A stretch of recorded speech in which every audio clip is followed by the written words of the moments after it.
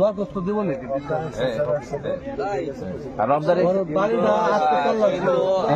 সরকারি সিদ্ধান্ত না আর এই আজমের সেন্টারটা হলো দাদা বিল্লাল সাহেব, সেটাও দেখছেন স্যার আইছিল, সে আপনাকে সালাম দিছে, সে থাকতে পারি না।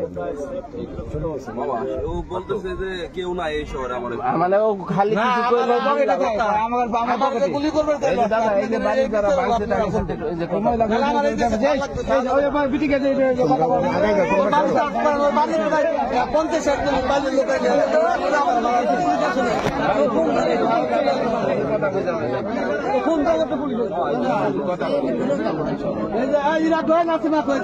একদম পরিচয় করে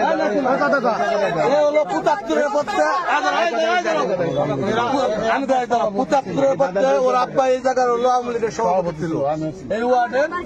ওর আব্বা মারা গেছে, আমি কিচ্ছু করতে পারি না। ওরা দিন বলে আমার কাছে যায়, আমি ওর অত্যাচারে, ঠিক আছে আমি কি করবো, কিছু আমার করলাম, গাছকে গুলি পর্যন্ত করবে না। ওর একটা ভাই নাই, ওর পুরো বাড়িটা ভেঙে গেছে। 5-7 লাগবে।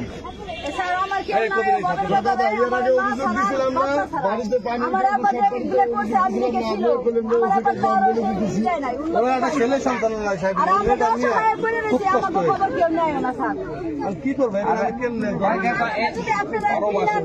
আবার আমাদের বলে কি, আমার খালা তো মেয়েকলা থাকে, খালার নানি, আমার নানি আমার আমনি করে কি করছে, তোরা দা পারস করিস, আমার দা পারবি আমার খালারে করে মারবে।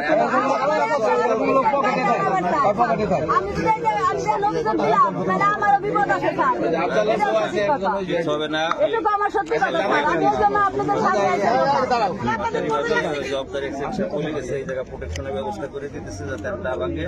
আর আমরা ওর বিচারটা ও এত ভালো ইলেকশনের পরে আমার সাথে লাগাইছে এর মধ্যে করতে আসে, তোমরা বাইরে রেখে দেয়। আপনারা দাও মাত্র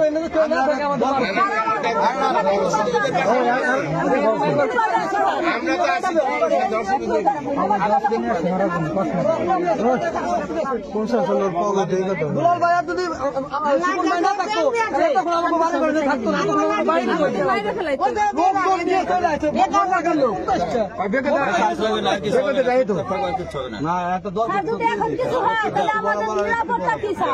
এখন যদি আমরা আমাদের নিরাপত্তা আপনারা আমাদেরকে দিয়ে